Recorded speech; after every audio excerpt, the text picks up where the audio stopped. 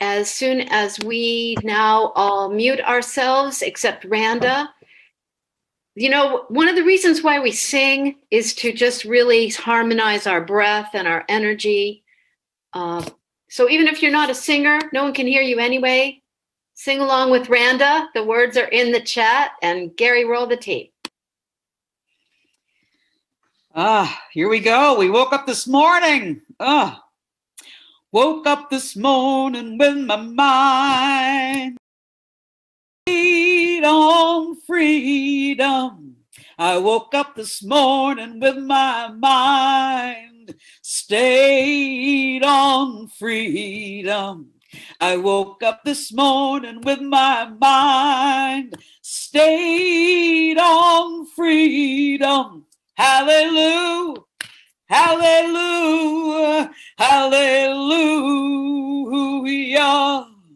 Well, I woke up this morning with my mind stayed on justice. I woke up this morning with my mind stayed on justice. I woke up this morning with my mind stayed on justice. Hallelujah, hallelujah, hallelujah. Well, I'm walking and talking our mind. We are stayed on free justice. We're walking and talking with our minds stayed on justice. We're walking and talking with our minds. Yeah, stayed on justice. Hallelujah, hallelujah, hallelujah. Now I woke up this morning with my mind stayed on freedom. I woke up this morning with my mind stayed on freedom. I woke up this morning with my mind stayed on freedom. Hallelujah, hallelujah, hallelujah.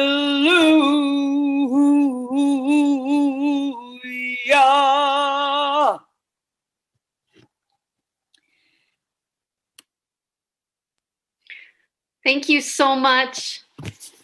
Thank you all so much for being here. Welcome to Tuesdays with Tillis, week number 204. We are a community of nonviolent resistance. Today we're going to hear from the Climate Crisis Committee, and then we're going to open it up to all of the vastly disturbing and encouraging things that we've been hearing for the past week for general discussion. And before that, Before that, I just want to make a couple of announcements. Oh, it's Karen. Hi, Karen. We're going to have grannies at the end. Welcome, welcome. Gotcha. Okay. Audio now unmuted. Am I unmuted? I muted you, Karen. Thanks. Thanks for being here. Thank you, grannies. Thank you, people with their hair on fire. They're not grannies. They're from the Climate Crisis Committee. And I just want to talk for just a few minutes before I introduce them, because really exciting things to me have been happening among Tuesdays with Tillis that I just want to talk about. You know, I believe that there's a lot of mystery in this world, and that when we have a powerful intention, we often can change ourselves and the people around us. And when a group of people have a powerful intention, that has an exponential impact. And so I've just been seeing some things this week among us that are just filling me with so much joy and promise. One of them was that yesterday, we moved 255 boxes from Bonlee, North Carolina, Bonlee Baptist Church, an hour away, to the Fed Up headquarters in Durham. 255 boxes. through the tiny letter, we got a trailer and a truck and 2 people on the trailer and the truck, and that saved us. That was through the tiny letter. We got an entire family of 4 people who not only helped us unload, but also felt really supported because they have a lot of family members who are Trump voters, and it just felt good to them to be around us. And I just want to thank Mark and Elena and everyone, Pat, who took part in that. I got a call last night from Lou Giovenco, who is our hero on the food Zoom. He lives in Siler City, and his wife is being treated for stage 4 cancer. And Pat Long went to see them last night, and you can't even imagine how much that meant to Lou and Connie. So it's as though our goodwill and our intention has just spread and spread and spread, and all we have to do is show up. So thank you, thank you, thank you, because Tuesdays with Tillis is the ground from which these beautiful plants grew. So the other thing that I want to talk about is that last week, or I guess it was last week, Ev volunteered to lead a study group on the book Cast, which several of us are reading and have read. And I really want to thank her for her leadership, for jumping right on that. And for all the people who showed up. We had, how many people were there, Evelyn? Did you count? I didn't count. Maybe 16 to 18, somewhere in there. Yeah, this is like 16 to 18 people came to discuss this book. Now, for me, I'm so excited about this because really for the entire time that we've been together, but increasingly, I have really wanted a group of us to come together and talk about this subject, to really delve into this, not only intellectually, but with our hearts. And so I feel like finally what Evelyn did was make this start. And so much like the little plant that fed up was at not just fed up, but the little food Zoom that came out of Tuesdays with Tillis, I'm really hoping that this becomes a big bush and a big tree, that all of us, for those of us who are white, we're like fish swimming around in the water trying to talk about the water. And it's really challenging because we're in the water and we've been in the water our whole lives. So the deep way that we have to learn how to talk about white supremacy without reinforcing it is, going to start to happen. And I really love that Evelyn started this, that all of you showed up, and that we can continue this in the new year, not just with Cast, but other books, I hope, and articles. So that. And then I also wanted to just report that, remember the French filmmakers that came on the street about a year ago and they filmed us? They made their film. So I put this in the chat, a link to it. If you came on later than like 15 minutes before it started, you can't see it, but it will be in the chat that Jewel sends out. Sylvan, remember he came and he filmed us, said that it won't be free of forever. So you have to go in and use the password right now, and you might want to do it sooner rather than later. Mike, have you seen this, or Cliff? Has anyone watched this film? I watched the first 10 minutes. It's long. It's pretty long. It's an hour and 20 minutes. We were in there right off the beginning. They showed our railing. Oh, okay. I didn't. Right in the beginning. We're prominent in there. I missed it where we are, but it's a really interesting film. I'm watching it little bits at a time, and it really is about democracy for sale, about how money is buying our voting. It's very good, I think. So anyway, that's happening, and that we're in the movies in France. And then my final announcement, which I'm also really excited about, is that Susan Steinberg has been to a couple meetings with Reverend Drumwhite. And Reverend Drumwhite, as you know, is the one that has the clergy person, African-American clergy person, who has been leading protests in Alamance County in Graham. He has some court cases coming up. And she thinks that he will come and talk to us. So I'm really excited about that. So she's going to invite him to come talk to us maybe January or February. Now, Now, you may not know that Gary, our own Gary Pierce on the Triangle Talk Show, made a little mini documentary about those rallies in Graham. And he put the link also in the chat. You might want to watch it, but also I'm thinking that this might really help. The way he has painstakingly put all this footage together, it might help Reverend Drumright with his court case.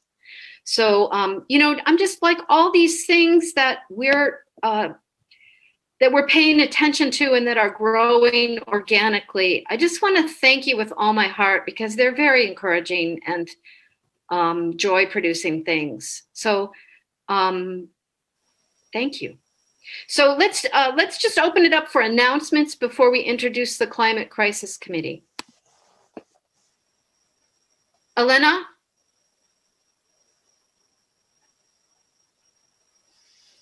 You're muted. So good morning and thank you. I echo everything that beautiful Karen has said. We have the possibility of having more boxes delivered today, except to Durham. We do not have to go to Bear Creek. So I just want to throw out, like, how could we put together a rapid response team that I said we wouldn't do? Just to take them from the sidewalk into the Fed Up offices. Now, not Fed Up offices, Jesus, I took over their offices, Raise Up offices. I don't know how many there will be. I should hear by the time we're on this call how many there will be. If there's less than 100, Tony, myself, and Benya can do it. But if there's 400, I'm going to need help. So what time? The distribution is over between 12 and 12:30. So they won't be to Durham until like 1:30, 2 o'clock. Can we put our phone number if you can text us to help? I would love that. Anybody who is interested, send it to me privately, and that's fine. And again, we may not have any boxes, but in either way, in either occasion, I will let you know. I will put a thread together. It's coming from a 201 area code, which is mine. And I will send it to everyone who is willing to lend a hand. We did it very quickly yesterday. Our beautiful family said they're baking cookies today, but if they have a natural break in their cookie baking, they will also come and help. So thank you. Will they be bringing us cookies? I don't think so. Okay, yeah, definitely text me, Elena. It's just a few blocks from where we live. Love to do that. Thank you. Are these heavy boxes? Do you have any idea about how heavy they are? They're 15 pounds each. They also have some of the very little ones as well. So I don't know what we'll get, again, if any. So what happens is Cora does their distribution in Siler City.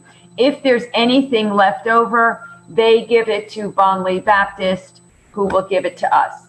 Cora cannot give it directly to us because we are not in Chatham County. Even though we deliver to Chatham County, the majority of the goods that we deliver are not in Chatham County. So it's just like a roundabout way to get this. So these boxes. So right now they're doing their distribution right now. And Lou said there was a huge line this morning. We may not have any boxes to unload. Yeah. We may have less than 100. We may have 500. Don't know. Just let us know. Either way, I'll let you know. Yeah, good. Thank you. Thank you. Other announcements? This is Jan with Poor People's Campaign, and I put in the chat notice about a link to sign up to join a press conference on Thursday, the 24th at 11 a.m. It's called No Room at the Inn. The immigrant community has been doing this for a long time, and we're calling once again this year on our legislators to change the law so that children of immigrants who have been educated in North Carolina can also go to North Carolina colleges and universities without paying out-of-state tuition. Right now, they have to pay out-of-state tuition, even though they've been educated in North Carolina. So we're calling for that change, as well as for many other kinds of reforms needed in the way our state relates to the immigrant community. So join us if you can. It's a virtual, so it's a link to a press conference.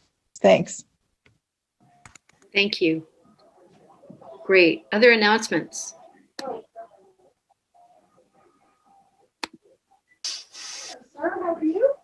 Go ahead, Ellen. Oh, okay. I happened to see a little bit of the Poor People's Campaign, Reverend Barbara and Reverend Liz meeting with the Congressional Progressive Caucus. I think it was yesterday or the day before. Okay, great. Thank you. Anything else you want to say about that? Well, it appeared to me that they have the support of the people in the Progressive Caucus in the House. That I saw about 45 minutes of it, and I think it went longer. But okay, yeah, it's always worth watching those. I'm really glad you watched it. Yeah. Thank you. Pramila Jayapal and Congresswoman. Yeah, it was good. Great. Thank you so much. Thank you so much. Okay, there'll be more time after the Climate Crisis Committee, but their hair is on fire, so I have to introduce them. Our amazing Climate Crisis Committee, David Anderson, Sandy Ricci, and Keith and Karen from the farm. Karen is otherwise known as Lady Liberty. Welcome, welcome, and take it away. I'll start. Humankind's rape of the environment has placed us on a trajectory toward annihilation of life on Earth. All of us must do everything we can to change this trajectory. The Climate Crisis Committee's purpose is to keep the issue of climate crisis in front of the TWP membership. Each of our members will briefly describe the issues on which they are our brand managers. Later, we will ask each of you to share the climate crisis issue you are most passionate about. We'd ask that you hold questions to the end, please. Thank you. Okay, so I'm going to talk a little bit about the new administration. I have a couple of links here. This is the transition website that Biden has opened up, and they have a section for their priorities, and climate change is obviously one of them. I also have a list. We generated a wish list of things that we would like them to do moving forward. So I'm going to just go through that a little bit. Kind of grouped it in two categories. The first is just to undo as much of the damage that has taken place over the last 4 years during the Trump administration, re-enter the Paris Climate Accords, reverse all of the EPA, NOAA, NASA, and all of the different environmental regulations in whatever agencies they exist that have taken place over the last 4 years. And I have several links here that will take people to what's called a deregulation tracker. There's at least two different organizations, one at the Columbia Law Center and the other one at the Harvard Law Center, where they've been tracking all of the environmental rollbacks. There's also at one of them a website that lists all of the other trackers across the country for people that have been tracking all these changes. Also, I'm suggesting that they should review all permits issued during the last 4 years for appropriateness, because we know that they cut corners, they skirted requirements. A lot of those things have been challenged in court, but we don't know if all of them have been, and certainly it would be a good idea if we could get rid of whatever really shouldn't have been approved to begin with. Root out and remove all of Trump's administration trolls from all of the executive agencies, reinstate the Clean Power Plan, and basically just turn the clock back to how things were before they took office at the end of 2016. Moving ahead then, obviously fill all cabinet and staff positions with qualified candidates as opposed to people that just come out of who knows where. hire competent, knowledgeable people that have climate lens. Specifically, one of the things that we're concerned about is obviously the USDA and agriculture. Hopefully somebody will push regenerative agriculture food production. B, declare a national emergency that would give the administration the power to mobilize the government on a massive scale. And, you know, I guess how I think of this is at least issue an executive order for the federal government, which mirrors what has happened here in North Carolina from the Governor Cooper's order. Also, form a National Climate Crisis Council like the National Economic Council. End all U.S. government financing of fossil fuel programs. Department of Loans, statewide, use the powers of the Dodd-Frank Act to manage climate risks. Certainly, let's at least discontinue all of the federal fossil fuel industry subsidies. I think it's pretty well established. The fossil fuel industry doesn't need any more public help. Acknowledge the urgency of the situation, educate the American public, keep fossil fuels in the ground, use the Clean Air Act to set ambient air qualities, revise the Clean Air and Clean Water Acts. Currently, man-made chemicals are assumed to be safe until shown otherwise. It would really be proper, if your main concern is to protect the environment, to reverse that and assume they're all bad until shown safe. Target the 22 election, try to get more Dems elected across the board, you know, state governments all the way up in the House and Senate. And obviously do all of this while addressing the existing environmental justice and economic justice issues. I also tacked on some of these other items that are not related to environment, but really refer to how they've corrupted the government and how the government operates right now. So end the corruption, restore truth, facts, and data to govern policy issues, restore the rule of law to the federal government, rewrite that DOJ letter that defines when or when not sitting presidents can be indicted for crimes, increase the salary cap on Social Security, pack the courts, eliminate the filibuster, vigorously prosecute domestic terrorism, restore truth in advertising laws, break up the monopolies, prosecute white-collar crime. And the list goes on, and I have just run out of my time. So Sandy will go next.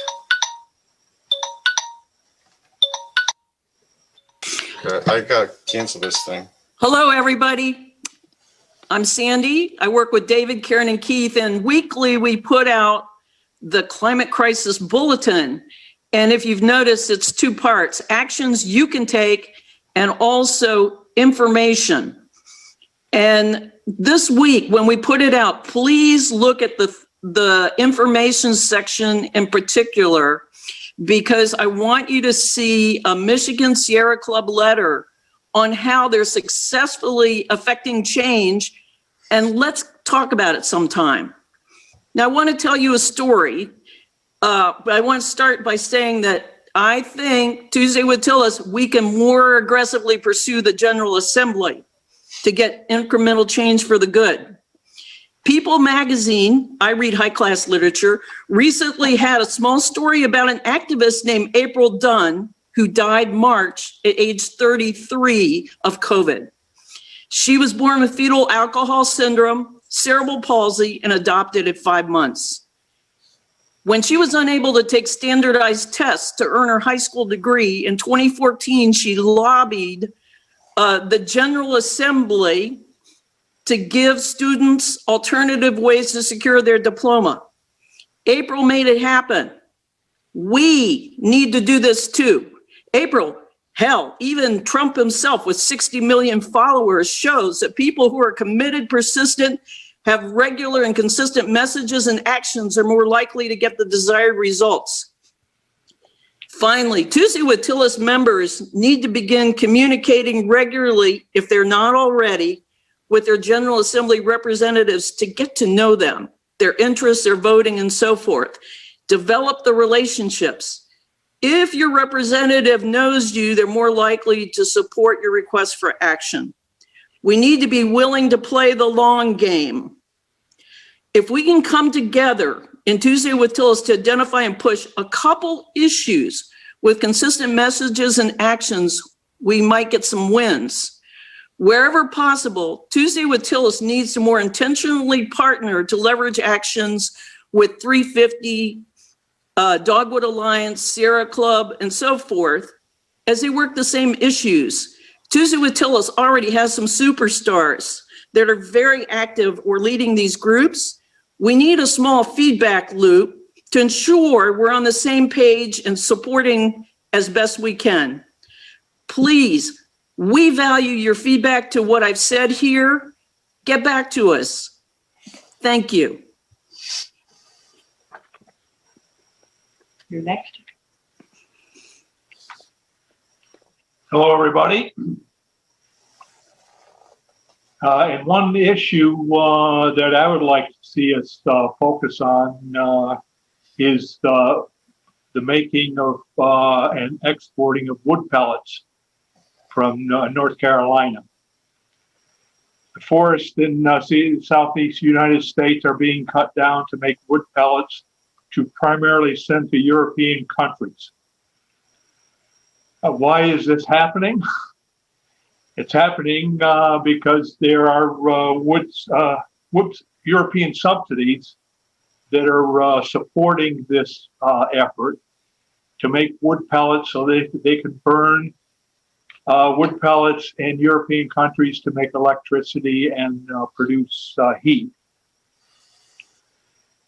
And one of the reasons that this is happening is a number of loopholes, one of which I'll highlight today is the 1997 Kyoto Protocol treats carbon emissions from direct combustion. They're counted as emissions from the country of origin. So if the USA is making wood pellets and sending them to Europe, when that carbon is burned, those emissions, carbon emissions, are counted against the United States. And the United States hasn't signed the Kyoto Protocol. So in essence, all that carbon being burned from wood is not being counted at all. Stupid.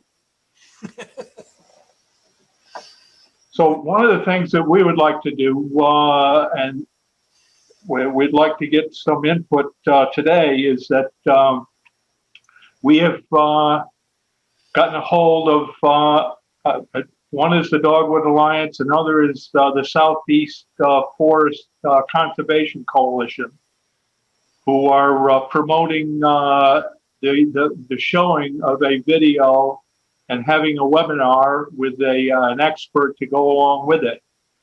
We would like to do that sometime in 2021, so we can raise the conscious level of people in Tuesdays with Tillis, and anybody that we could invite to join us in this endeavor.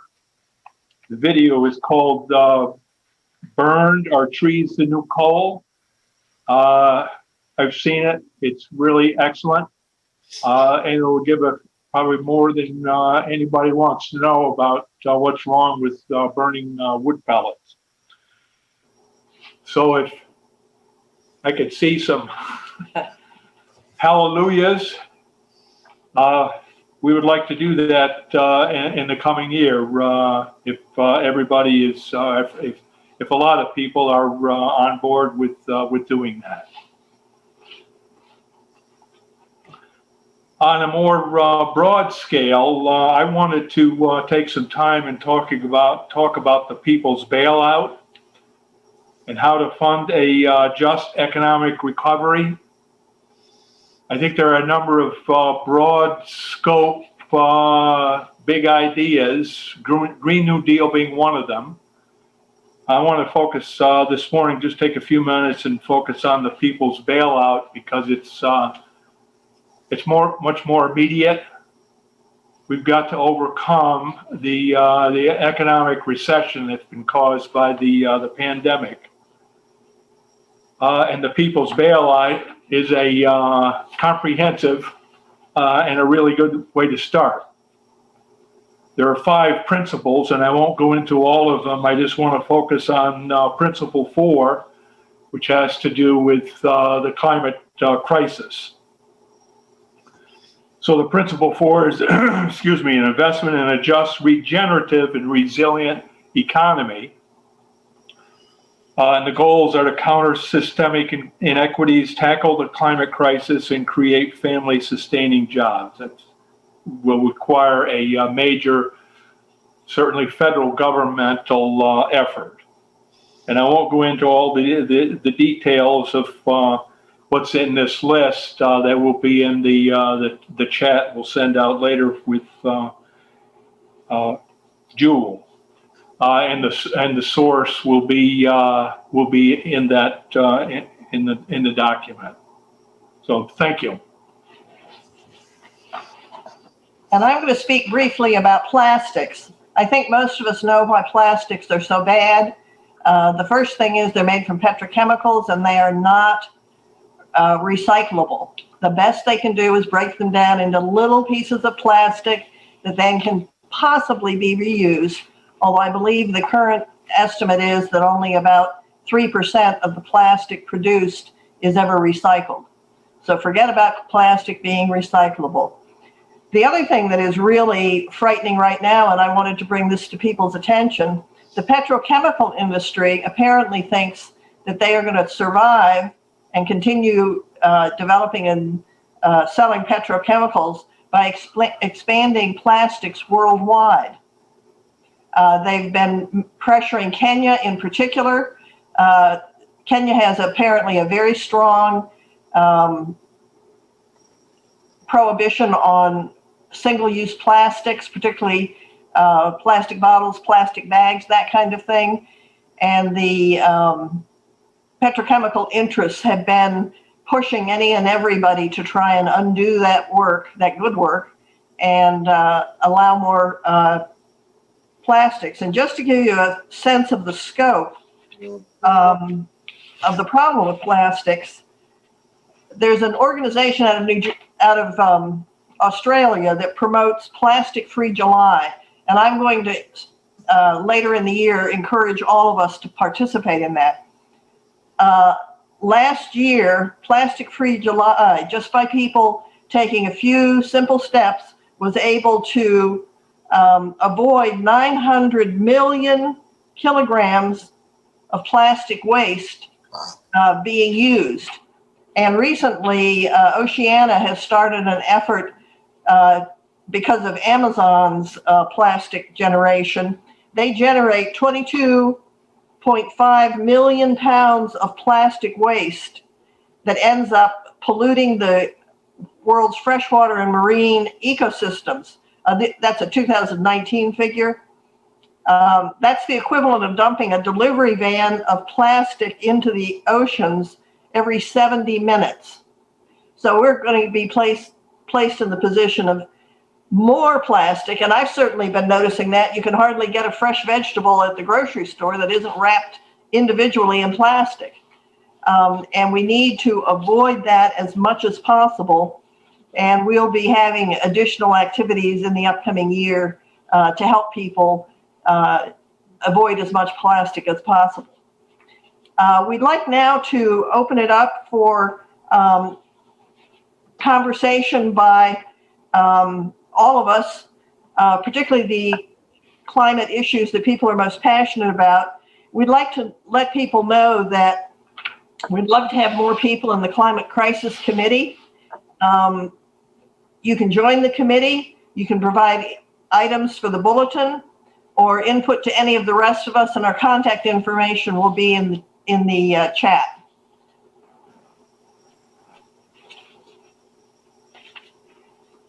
Wow. Wow, wow, wow, wow, wow, wow. Hair on fire. Thank you. Hair on fire. Thank you. I guess we got our work cut out for us on that. I just said in the chat, Brian Holzenbeck wrote a really amazing book about plastics. Came out last year or the year before, and she's here with us. Okay, opening it up. So the proposal also is inviting people to join this committee, but also would we like to have them do a webinar for us? And you guys were talking about not on Tuesday, right? A different time than Tuesday? Is that? Yeah. Say more about that proposal. Whatever the group feels is appropriate, whether you want to do it on a Tuesday or another day is, we don't mind either way. Okay, so I'm just opening it up now. It's probably more than an hour. It would take more than an hour total, so it would probably be at some other time. And we're thinking of joining with a couple other organizations possibly to extend the reach of the coverage. That's really wonderful. Yeah. What do you all think? Like, thumb up if you think that's a good idea, that we should do it? Yes? Yes, yes, yes. Wait. Good. Yeah, Yes. I think we're enthusiastic about this, you guys. Is Yeah. this webinar the one will be about the wood pellets? Is that what you're talking about? And other things as well, right? Or just the wood pellets? It's the wood pellet. Just the The wood wood pellet. pellets, okay. Important. Okay. Yeah. Yes, and a lot of organizations are working on that. That's wonderful. Great, great, great. I'm going to sign Yeah, I up. have a comment. Maybe we can, be a force and get together with all the other groups, and because Reagan owes us, because he never went against the pipeline, right? So now he's EPA, but maybe the Reagan replacement would do more with Cooper, because Cooper would never go against the Enviva plants that they keep selling private forests and then burning those wood, or polluting the area, preparing the wood pellets, sending them to England, and then England burns them, right? So they've been fighting this, and Cooper would never go against it officially. I mean, he's barely said anything. So maybe, the new Reagan, maybe we could pressure and help more. And that Adam kid that works for Dogwood, I mean, one of them might come and help us and speak a little bit too if we have the movie. Thanks. Oh, great. That's great. Yeah. Great. Karen. Go ahead, Sandy. Yeah. I just want to say in the bulletin coming up, which is, I think, very important, one of the things is a little bit more on Reagan, and reading about him, somebody was asking about the coal ash settlement. And it says that he led the settlement talks with Duke, and that it covers 80 million tons of ash at 6 sites. It's the largest settlement and estimated to take 15 to 20 years and cost $8 billion to $9 billion. So that somebody was asking, when's this going to happen, I think, in the chat. So just want to say that. Thank you. Dewey.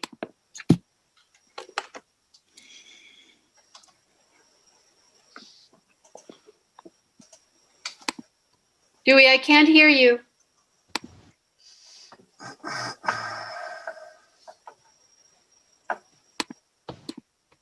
Yes, on Reagan, my memory is bad, but I'm quite sure that Reagan turned down. I got my.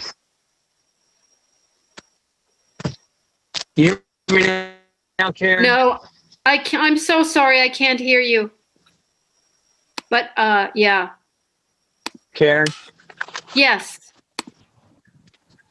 Go ahead. Yes, I had to get out of my car.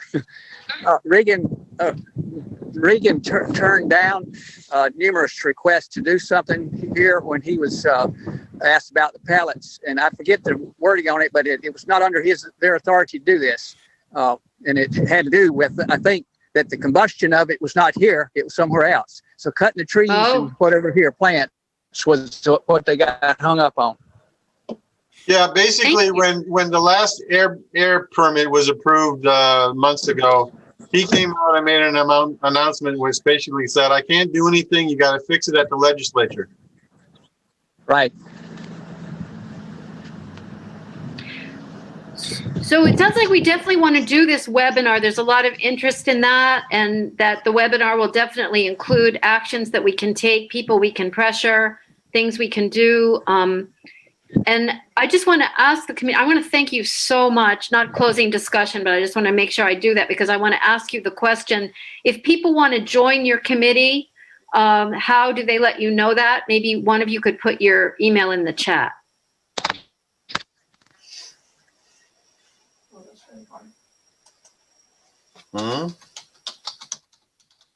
David is doing that now. Great. Oh, that's so great. You guys are awesome.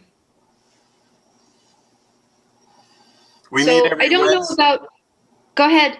No, I was just going to let people know we meet every Wednesday at 2:00. Thank you. Evelyn? He just answered my question about how often they meet and when they meet. So great. Oh, okay. Okay. That's good. I don't know about you, but when I hear all of this, I have a tendency to feel overwhelmed and I don't know what to do, so I don't do anything. But I feel like your presentation really helps us. And also just what's been happening with us recently really helps me to feel like I can just take some actions one step at a time, one day at a time. Thank you for the way that you presented it and what you said. Really appreciate it. Because I think a lot of us, even some of us who feel like this is our most important issue, are the most paralyzed around this issue. Thank you for asking. Yeah. We'll keep you informed. Great. Great. And keep it up with the costumes.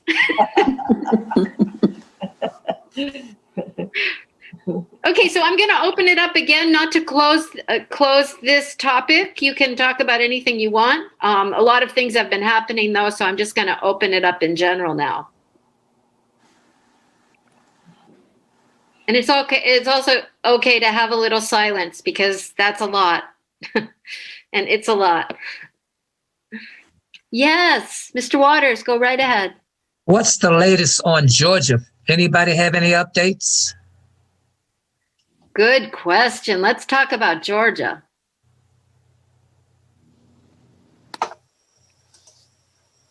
My understanding is it's hairline, just hairline after hairline in terms of the percentage.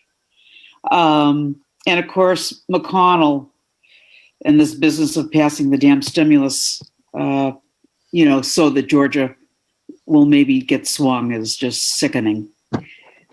So I'm going to check online and see if I can get actual percents. Thanks for asking. That's really been on my mind.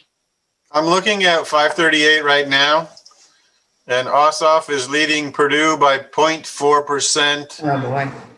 And Warnock is leading Loeffler by 0.9%. Close. Could David repeat in the that? margin of error? Yeah. Could David repeat what he said? I'm sorry? Could David repeat what he said? Yes. Okay. Just a minute. Let me go back. Ossoff is ahead by 0.4%. Warnock is ahead by 0.9%. Thank you. There's a lot of voter suppression still going on in Georgia. Yes, there is. Yes, there is. There's a lot of plans to take the drop boxes. A lot of Wall Street money pouring in. But, the reason why Trump was so shocked is because so much voter suppression and Russian help didn't help him because there were so many of us, like little ants, little ants just being poll workers and registering voters. I'm hopeful. I think there's many efforts going on to get out the vote. There are a number of them in the tiny letter. One of them is calling people through, showing up for racial justice. Let's just keep doing the best we can. I'm hopeful, no matter what the polls say. Yeah.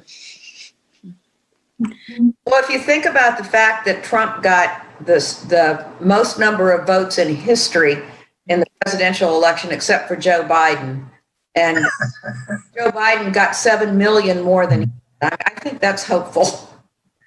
I think so too. I think so too. I believe in Georgia, they just threw out a lawsuit filed by Loeffler and Purdue for signature matching. The courts threw it out. Great. Great. That's really great. Have any of you seen the little video where Trump is sitting at his desk complaining about the election and the movers are moving his desk out of the way? I'll try to share it.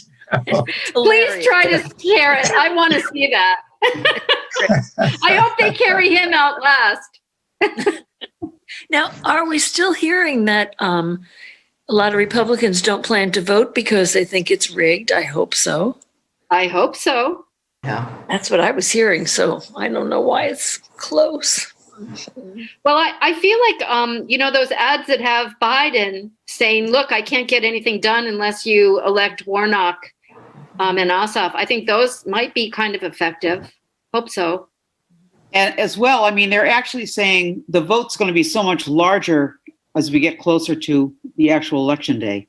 So it's as if, even though this is an enormous sort of number of who people have already voted, it's going to just still skyrocket.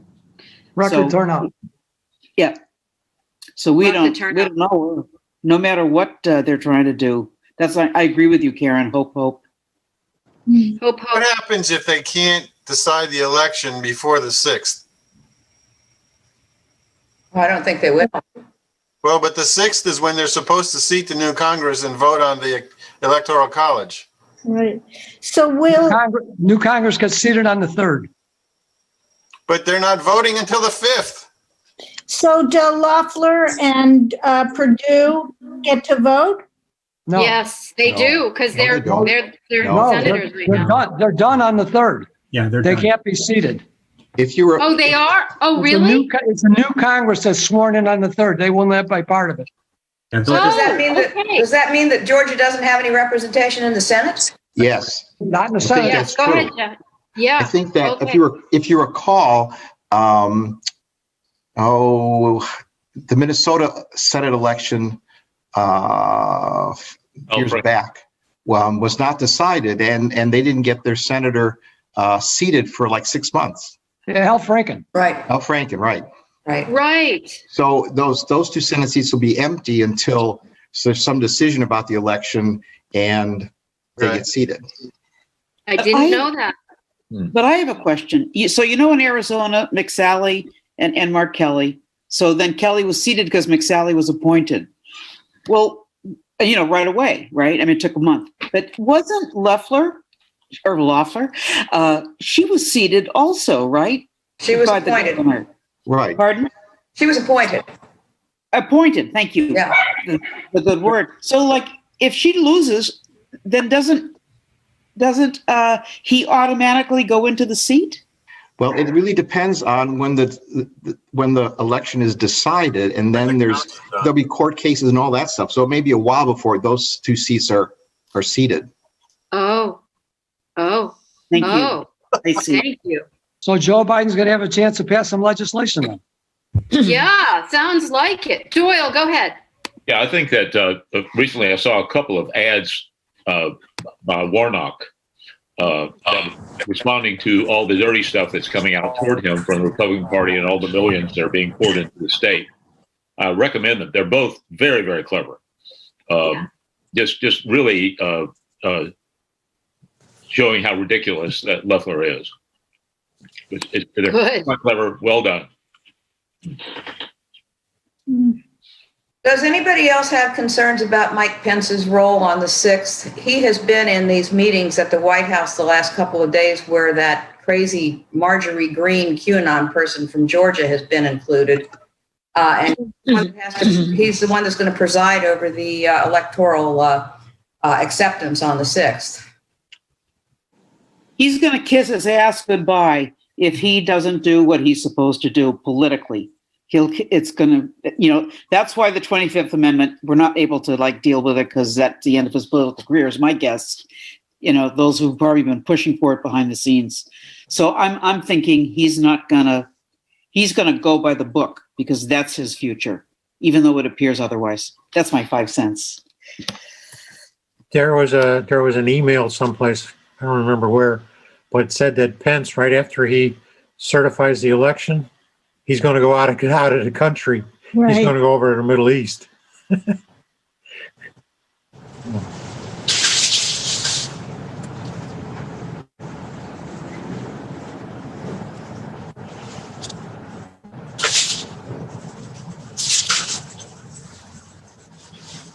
You know, a couple of suggestions have been made that I don't want to get lost, and then I want to hear from Mark. But this idea of having members of the NCGA come and talk to us, like Marcia Mori. There are people that are friends of ours who I think might come. Does that sound like a good idea?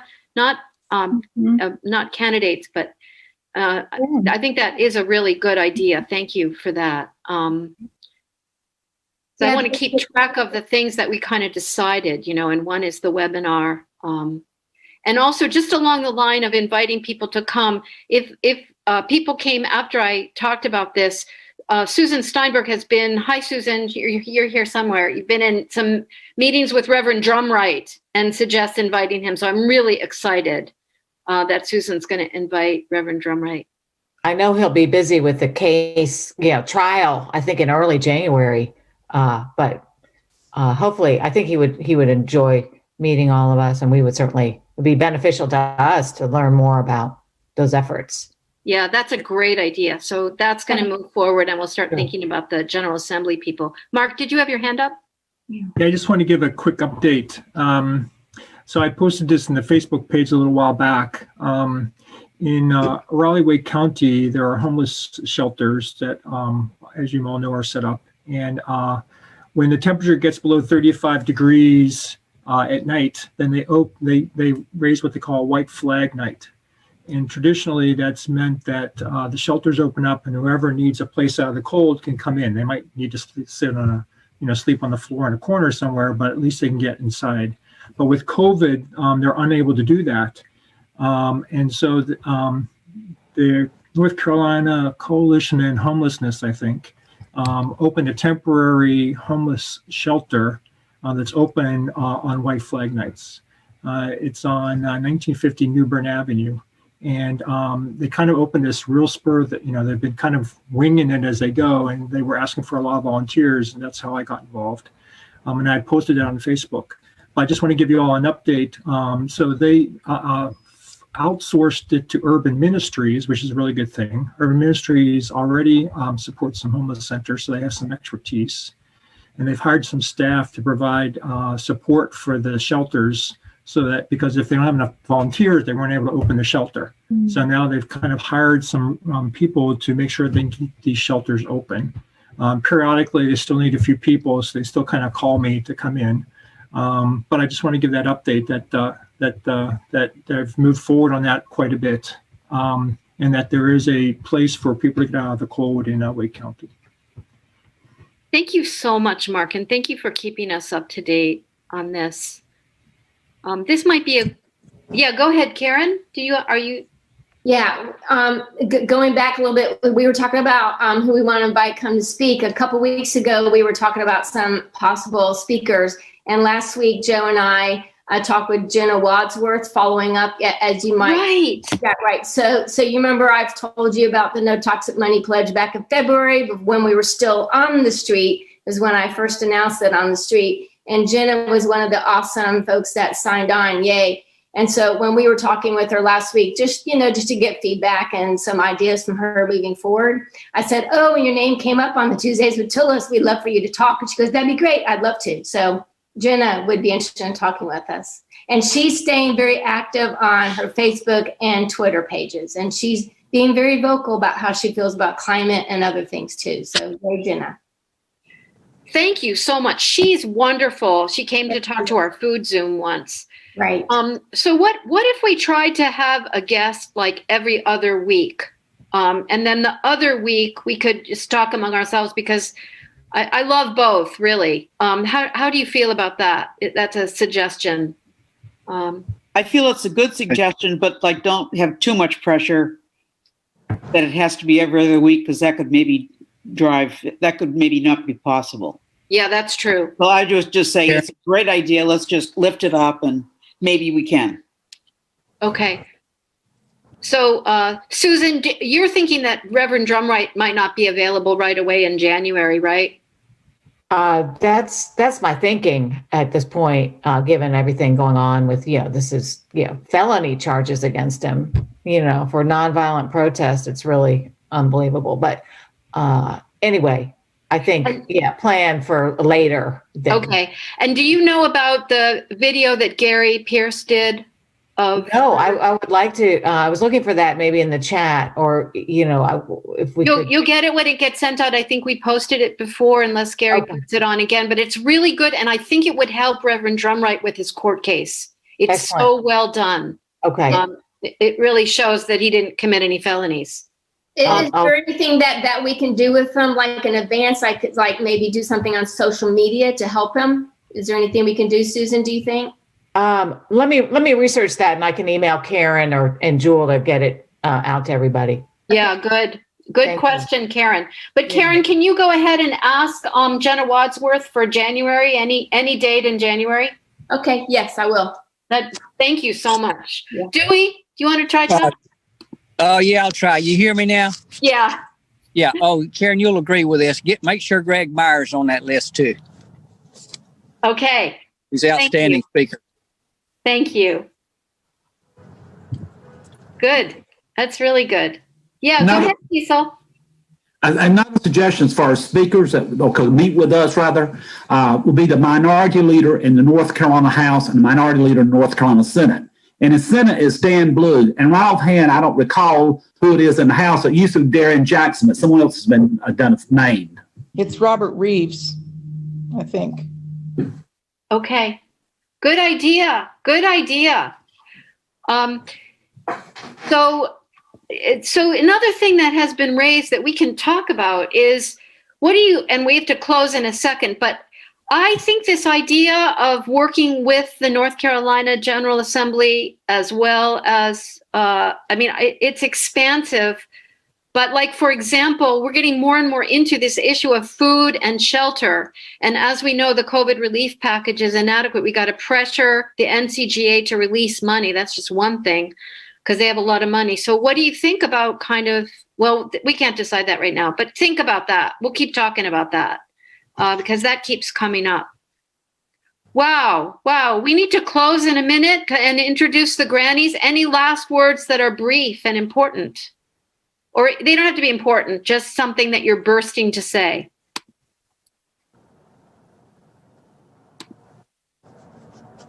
At the next meeting of the book discussion about CAST is going to be on January 8th, and Randa is going to facilitate that one. And remind us of the time? At 3:00 on Friday, the 8th. And we're going to focus on Help Me Randa book part 3, 4, and 5. Is that correct? Yes, that's great. Thank you. Thank you. Got plenty of time to get that book. Thank you so much. Okay, we got a couple more people. Eloise Harris, hello. Hello, it's good to be with you. Merry Christmas and happy holidays, everyone. So there are a couple of things. First of all, on the book Cast that was just mentioned, we've read that in the group that we have on Fridays. We have a Zoom group that focuses on I've spoken of it once before here. I need you to be really brief. Okay. All right, I won't deal with that at the moment. Okay. So if you have not read the article that Jewel posted a day or so ago, please do. The article from the Wall Street Journal. That's in the tiny, yes. Good. Okay, thank you so much. Cliff, did you have your hand up? No, you didn't. I'm sorry. Okay. Grannies. And if you could put that article in the chat again, is that the one that came out yesterday with Jewel's invitation to the Zoom?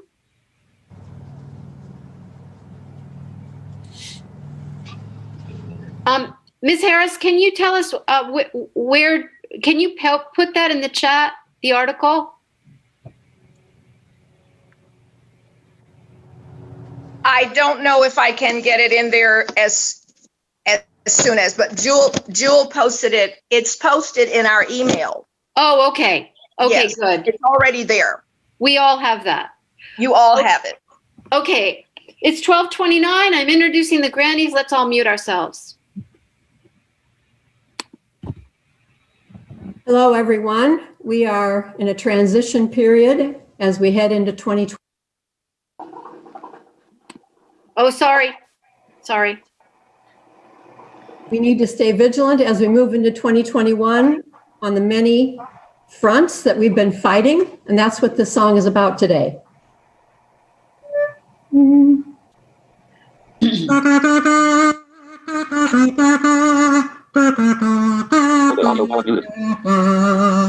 The world is changing and rearranging. We must take this opportunity to organize for the changes the whole world needs now. We join our hands and we shall rise. Free education, food abundance, health care for all, living wages. We must organize for the changes the whole world needs now. We join our hands and we shall rise. No fossil fuels, an earth that cools. Care for animals and plant life, we must organize for the changes the whole world needs now. We join our hands and we shall rise. Save our democracy, crush white supremacy, voting rights and human rights. We must organize for the changes the whole world needs now. We join our hands and we shall rise. COVID-19, it's downright frightening. The vaccine's coming soon, but still we must organize for the changes the whole world needs now. We join our hands and we shall rise. Oh, for the changes the whole world needs now. We join our hands and we shall rise.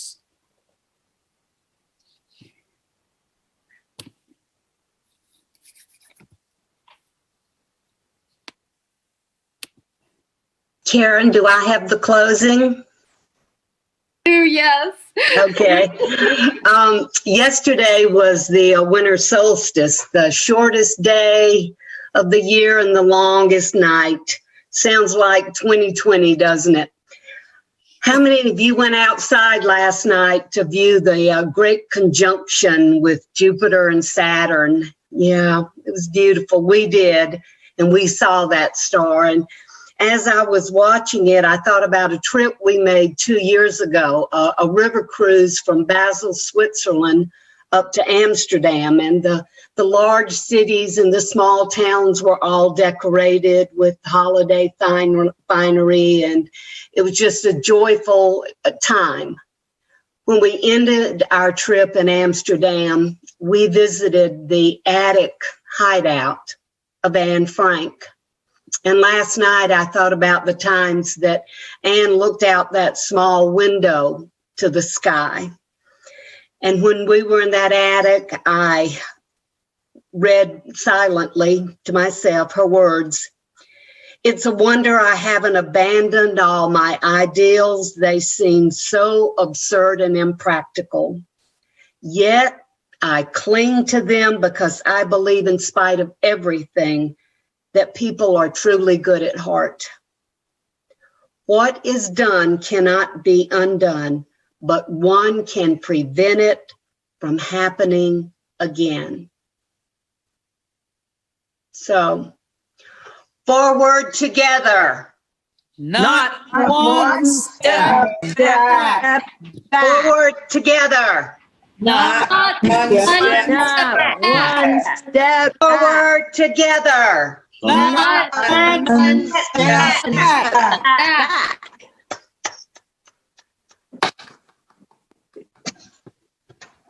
Thank you all so much. Thank you all. That was so rich.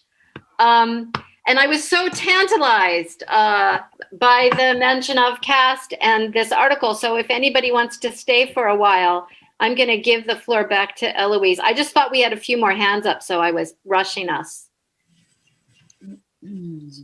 I want to thank you, Karen. I want to know again where the meeting is taking place. Will that be in the tiny letter? Yes, yes.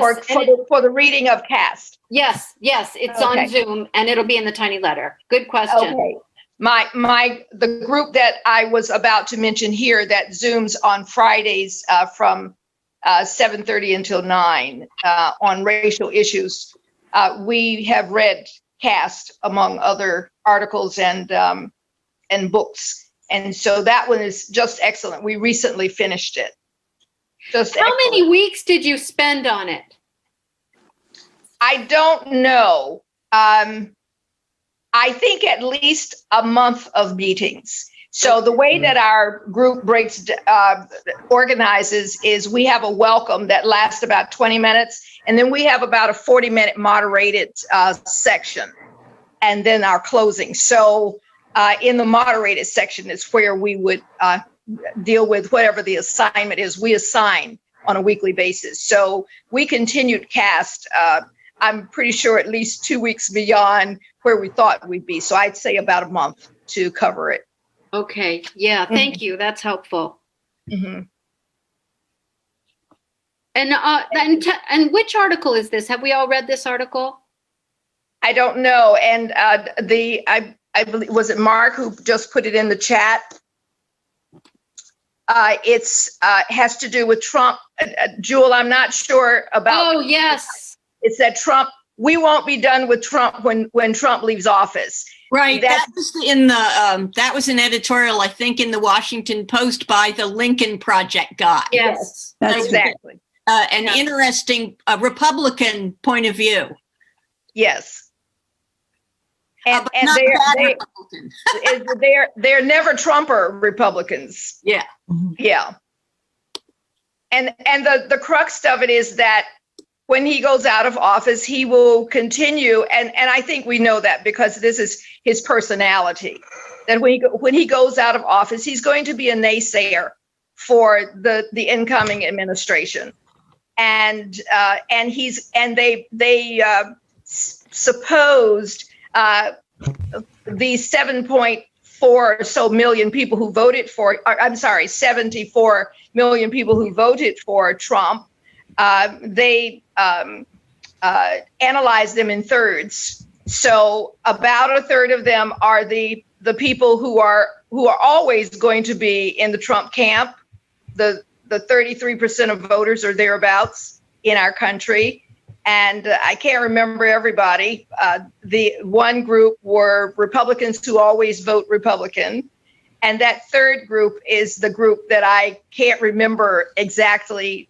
Jewel, if you can fill in, or anybody else who read the article. No? Okay, that's fine. So if you read the article, you'll get it. It's short and it's compelling. So the point is that he will be around. I mean, he's going to be here till he dies, or we die. So. Gonna kill us all. They didn't. I was struck by how the person who was writing it left out completely, and so will the money who is funding the disinformation and propaganda and brainwashing. Yeah. It seems to me if somehow we can manage to win Georgia, that would go a long way to discredit Trump's ability to attract these guys. So if somehow we could win Georgia, that would help. Yeah. You go ahead, Susan. Yeah.